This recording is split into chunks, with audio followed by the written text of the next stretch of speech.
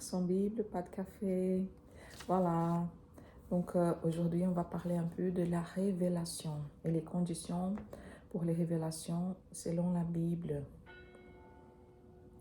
Matthieu 9, 17. Je vais laisser ces versets pour commencer.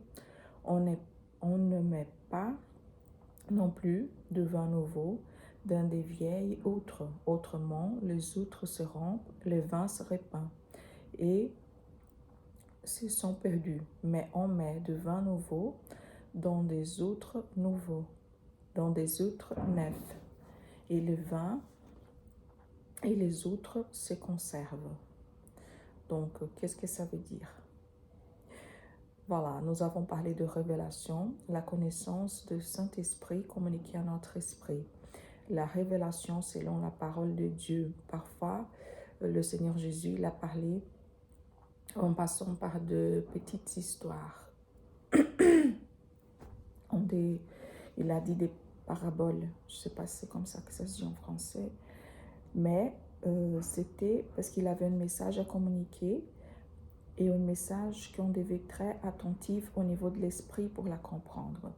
C'est la raison principale de la prière de Paul pour les chrétiens, car la connaissance de la parole selon l'intelligence humaine, elle n'a pas le pouvoir de transformation de nos vies. Mais la connaissance qui vient de l'esprit, elle va provoquer la transformation que nous avons besoin. Et quelles sont les conditions pour avoir la révélation? D'abord, il faut connaître la parole de Dieu. Donc, la connaissance spirituelle, elle n'est pas en premier. Elle vient après la connaissance naturelle, selon 1 Corinthiens 15, 46. Ensuite, il faut avoir les yeux pour voir. Donc, comment ça se fait? Tout le monde qui a les yeux, ils peuvent voir. C'est pas comme ça. Quand Jésus il était parmi nous, il a dit, c'est pourquoi il lui parlait en parabole, parce qu'en voyant, il ne voyait point. Qu'en entendant, il n'entendait ni comprenait rien. Voilà, donc il faut avoir les yeux de l'esprit ouverts et les oreilles de l'esprit attentifs, pas les yeux physiques. Et il faut avoir une troisième condition, c'est recevoir le baptême du Saint-Esprit, parce que c'est lorsque l'Esprit de Dieu vient habiter à notre esprit qu'il va communiquer les vérités spirituelles à nous. Et garder la volonté d'apprendre toujours. Parce qu'il y a beaucoup de monde qui, à cause de son orgueil, ils pensent qu'ils savent déjà tout. Ils n'ont pas besoin d'apprendre plus rien. Et ils sont fermés à cette connaissance. Donc, dans ces cas-là, on s'attache à des choses on sait déjà. Mais on ne s'ouvre pas à des nouvelles connaissances, à des nouvelles révélations. Parce que tant que nous sommes ici sur Terre, nous sommes toujours dans les besoins d'apprendre et de grandir. Voilà, donc aujourd'hui, on va lire Psaume chapitre 9. Je louerai l'Éternel de tout mon cœur. Je raconterai toutes tes merveilles. Je ferai de toi le sujet de ma joie et de mon allégresse. Je chanterai ton nom, Dieu très haut. Mes ennemis reculent, ils chancellent, ils périssent devant ta face. Car tu souviens mon droit et ma cause. Tu sièges sur ton trône et en juste juge.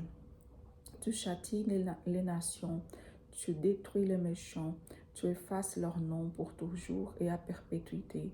Plus d'ennemis, des ruines éternelles, des villes que tu as renversées, leur souvenir est anéanti. L'Éternel règne à jamais, il a dressé son trône pour le jugement. Il juge le monde avec justice, il juge le peuple avec droiture. L'Éternel est un refuge pour l'opprimé, un refuge au temps de la détresse. Ceux qui connaissent ton nom se confient en toi, car tu n'abandonnes pas ceux qui te cherchent, ô Éternel. Chantez à Éternel, qui réside en Sion, publié parmi les peuples ses hautes faits. Car il venge le sang et se souvient des malheureux. Il n'oublie pas leurs cris. Aie pitié de moi, Éternel. Vois la misère où me réduisent mes ennemis. Enlève-moi des portes de la mort, afin que je publie toutes tes louanges dans les portes de la fille de Sion, et que je me réjouisse dans ton salut, de ton salut. Les nations tombent dans la fosse qu'elles ont faite, leurs pieds se prennent au filet qu'elles ont caché. L'Éternel se montre, il fait justice, il enlace le méchant dans l'œuvre de ses mains. Les méchants se tournent vers le séjour des morts, toutes les nations qui oublient Dieu, car le malheureux n'est point oublié à jamais. L'espérance des misérables ne périt pas à toujours. Lève-toi, ô Éternel, que l'homme ne triomphe pas, que les nations soient jugées devant ta face. Frappe-le d'épouvante, ô Éternel, que les peuples sachent qu'ils sont des hommes. Une belle journée et un bon café.